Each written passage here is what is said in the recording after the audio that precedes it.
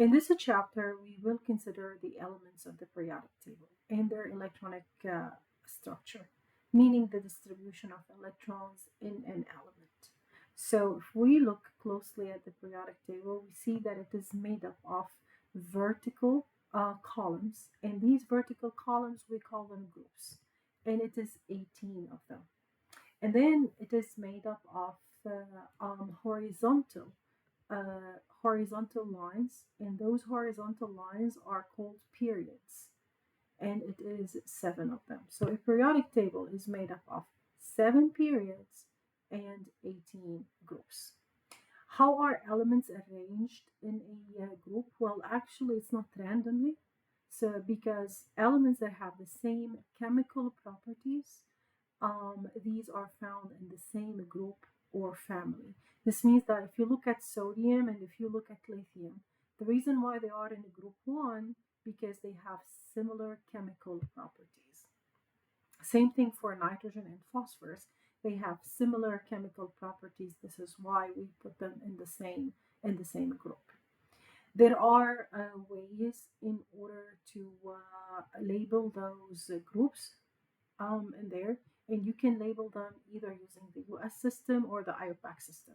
The IUPAC system we don't use much, we prefer the US system, and the US system uses the Roman numeral and the letter, either in A or B at the top of the column. So if you want to label those columns in there, you're going to start with the group 1A, a group 2A. Okay, so the A's are all the way on the top. You skip all the ones inside. The ones inside are called the transition metals. So normally we skip them, and these are the B columns. So group 1, group 2, and then you skip all of those to group 3A, 4A, 5A, 6A, 7A, and 8A. This is how we normally number them, label them. And then the ones inside, these are considered to be the B column. And the B column are the transition elements. So actually the transition elements, these are all these elements in there. These are called the transition elements, all of them. This is the B column. So all the way up to here. All of these are the transition elements, and the way that we represent them, we start numbering from this column here, which is 1B, 2B, and then you go 3B, 4B, 5B, 6B, 7B, and all of these are in column 3B. So this is 3B, 3B, and another 3B in there. It's a weird system of labeling, but this is how we label those columns. And then what you have is you see that in the periodic table, all the way at the bottom, there are two periods in there. So this is a continuation of the sixth period, which is over here. And this is the continuation of the seventh period, which is over here. So elements from number 58, starting with the CE, so elements from 58 to 71. So 58 to 71, those we call them the lanthanides. And these are actually, they are located here after the La. So this is the atomic number 57 for the La. The La is the lanthanide. So after the lanthanide, we have all the lanthanides in there. This is the lanthanide series. And then after the AC is the actinide. The actinide is the atomic number 89. So there comes the TH, which is the atomic number of 90. So this is a continuation, and there, and all of this period, the seventh period, it needs to be located over here after the AC. But they don't have space. This is why they are present outside the periodic table, but they are just a continuation of the lanthanides and the actinides. So if you look at the periodic table is divided into three major categories of elements, and these are the metals, which constitute the huge part of the periodic table. Most of the elements in the periodic table are metals. We are representing the metals by the purple color in there. And then you you have the nonmetals. The nonmetals are all the way on the other side of the periodic table. These, they don't have the properties of the metal.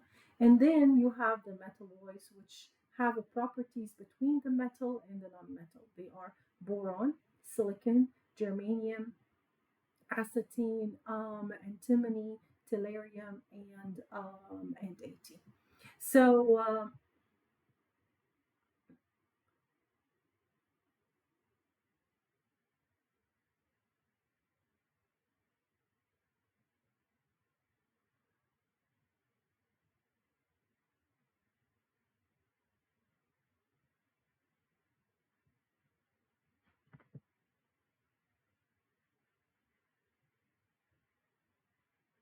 arsenic.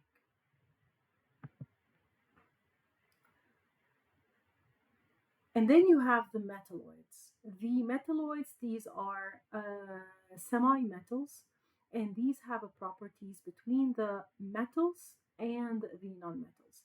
They are boron, silicon, germanium, arsenic, antimony, tellurium, and astatine. These we call them metalloids, and they do share some, but not all the properties of the metal. So, what are the metal properties? The metal properties, basically, all metals are lustrous. This means that they are shiny or reflective of light. For example, coins and jewelry. They are also malleable. This means that we can shape them easily, like aluminum foil, for example. They are also good conductors. This means that they allow electricity and heat to simply flow through. For example, wires that we use for electricity devices are made up of copper and other metals. Normally, good conductors are transition elements, and the transition elements, these are the metals in the p blocks. Okay, so these are considered to be the transition metals in there, and some of them, they are good conductors of electricity.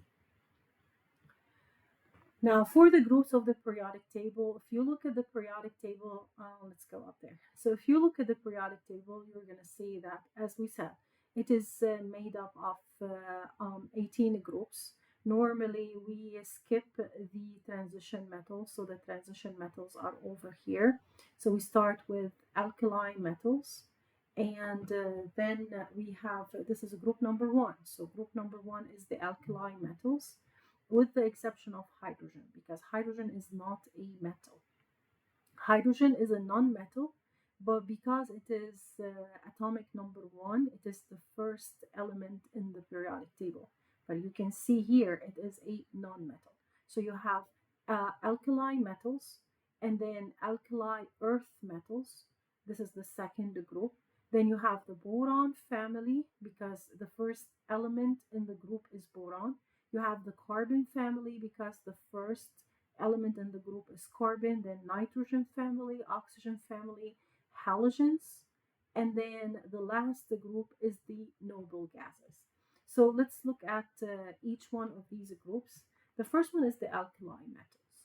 Alkali metals in there, of course, with the exception of hydrogen. Hydrogen is not included. These are considered to be very reactive metals. And these, they always combine with something else in nature. Group number one normally loses one electron. So if you're looking at group number one has the tendency, so this one has the tendency to lose one electron. Okay, this means that lithium in there, it has the tendency to lose an electron, and when lithium loses an electron, it becomes lithium positive, and then an electron will be released in there. So always the group number one has the tendency to lose an electron. So you start with the lithium solid that has a zero charge. The lithium loses an electron, and when it loses an electron, we represent this by a plus sign. So plus in chemistry means that we are losing. It depends on how much we are losing. So here, sodium solid, it loses one electron and it becomes a positive charge in there, plus one electron. Okay, these, as we said, these are very reactive metals. They always combine with something else in nature. Like, for example, sodium chloride. Sodium chloride is a simple table salt, which is made up of an alkali metal, which is the sodium, and sodium over here combines with the chlorine in order to make sodium chloride. The elements in the alkali metals, they constitute lithium, sodium, potassium, rubidium, cesium, and francium. And all of those are metals. So all of those, they are considered to be metals. Okay, these are all metals. Alkali earth metals. Alkali earth metals, these are group number 2 elements in the periodic table, and they constitute beryllium, magnesium, calcium, strontium, barium, and radium. And these are reactive metals that are normally combined with nonmetals in nature. Several of these elements are important mineral and nutrients, like, for example, calcium. So, all of those, again, they are metals. So, all of them are metals. These are alkaline earth metals. And those elements in the group number 2 have the tendency to lose 2 electrons. So magnesium loses 2 electrons and it becomes Mg2 plus 2 electron in there. Okay, plus 2 electron. So again, a group number 1 normally in the periodic table loses 1 electron. Group number 2 loses 2 electrons in there. Coming to the transition metals. So let's scroll up there. So just to show you where the transition metals are. So the transition metals are, as we mentioned, they are all over here. So these are considered to be all of them. These are the transition metals. Okay.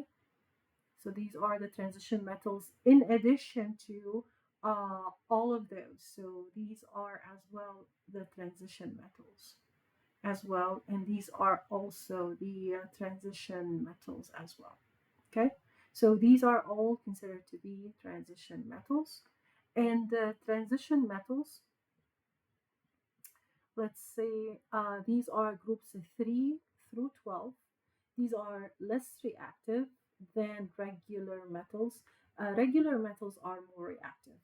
These one are harder metals. They do include chromium, iron, cobalt, copper, nickel. So all of those, mercury, zinc. So all of those, these are hard metals, and they do include metals that normally we use in the jewelry. Um, then we have a group number 3. We call it a group number 13, but if we are naming it in the A series, so let's go up there. If we are naming it in the A series, so this is group number 3. Normally we focus on groups number 1, so alkali metal, alkali earth metals, and then group number 3, so group number 1, 2, and 3. We skip all the transition metals. This is a group 3, group 4, group 5, group 6, group 7, and group 8. This is how we label them. So group number 3 is the boron family. And you can see over here, boron is the metalloid. So boron is the metalloid, and then underneath the boron, we do have all our metals in there, which is the aluminum, the gallium, and so forth. So boron is considered to be a metalloid. So boron over here is the metalloid. Okay, and then we have all of those to be our metals in there. This is a newly discovered element. So these are metals, and these are elements in group number 13 or group number 3. We call it 3A. Okay. This is the system normally that we use instead of numbering it as groups 13. Boron has properties of both metals and nonmetals, so this is why we call it a metalloid. And the rest of the elements, they are considered to be metals. Now the carbon family. For the carbon family, this is a group number 14 or group number 4. A. It's best known of group number 4A. So group number 4 in the periodic table is the carbon group. And carbon and silicon, both of those, they are considered to be non-metals. So these are non-metals. And then the rest are considered to be metals. Group carbon family column, it contains the carbon element, which is the basic element of all organic compound. Also silicon and the germanium, both they are important semiconductors. And then we have the nitrogen family.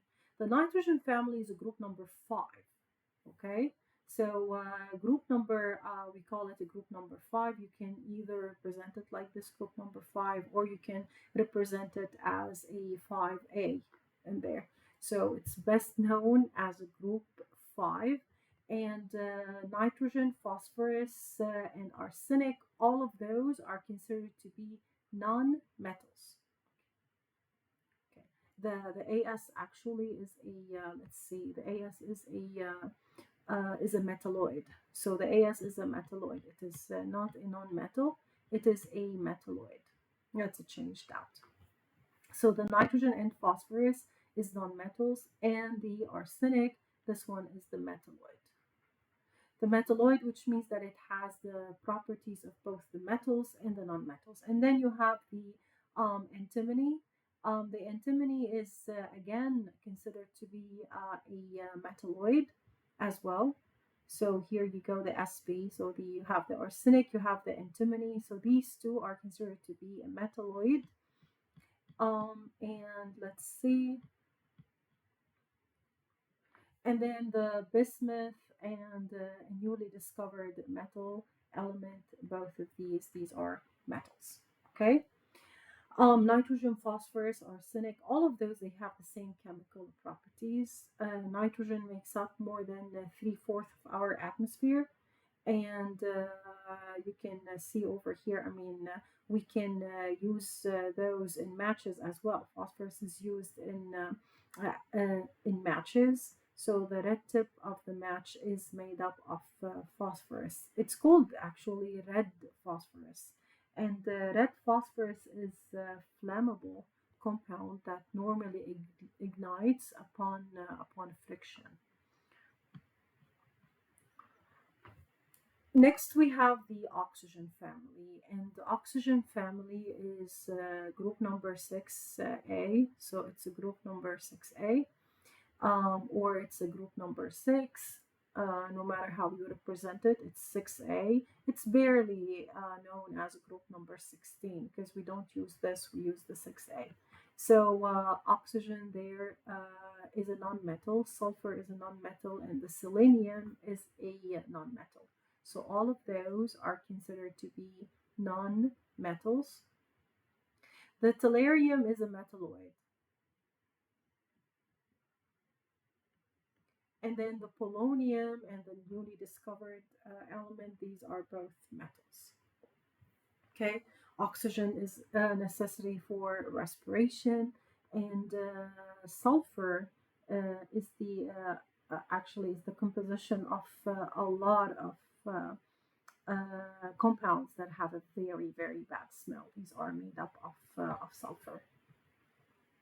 Um, Group number 7, this is group number 17 or group number 7A. The group number 7 are considered to be halogens. And halogens, they are divided between gases, liquids, and solids. Now, these are all non-metals. Fluorine, chlorine, bromine, and iodine, all of those are non-metals. So these are non-metals. And then we have the astatine. The astatine is a metalloid. Okay, so the astatine is considered to be a metalloid. This is a newly discovered metalloid as well. It's a newly discovered metalloid as well. So halogens, they are very reactive. And halogens, they do exist in nature as diatoms. So remember that all of these halogens, these are elements. So F2, Cl2, Br2, I2, these are all considered to be a di atoms in there. Fluorine and the chlorine are gases. These two are gases. Bromine is considered to be a liquid, and iodine is considered to be a solid. So, if you go ahead and put iodine in a container, in there, you will end up having the walls of this container showing a form of a gas in there.